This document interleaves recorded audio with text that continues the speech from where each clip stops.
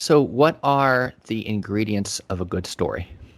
Oh, um, good question. I believe that I've always believed this.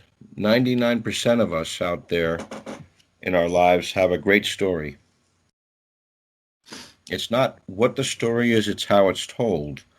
Um, and it's the narrative voice that you portray for the person going through those experiences that makes all the difference. And most of us have family members that we have support from, but we also have some that we have conflict with. Most of us have work teammates, that we get along great, and others that we know are after us are going to give us a hard time or compete with us.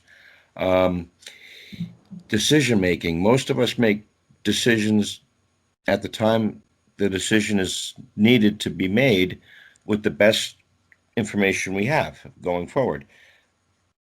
That's the crux of a good story, is to the reader sees the person, the client in this case, um, going through. If it's a memoir, I write a lot of memoirs, so I'm talking now as if it's a memoir.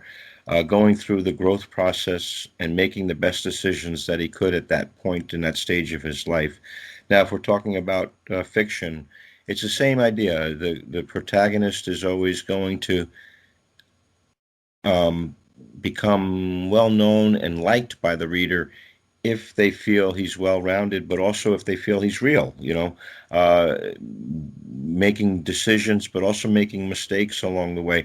Uh, Heroes are good, but even heroes who are perfect aren't so likable. We all have Hmm. faults, and so our protagonists and and even within a memoir, the hero of the memoir, the person who I'm writing about, you have to show every side to them, and also every side, most sides, to the people around them, whether they be their parents or siblings or uh, classmates in school.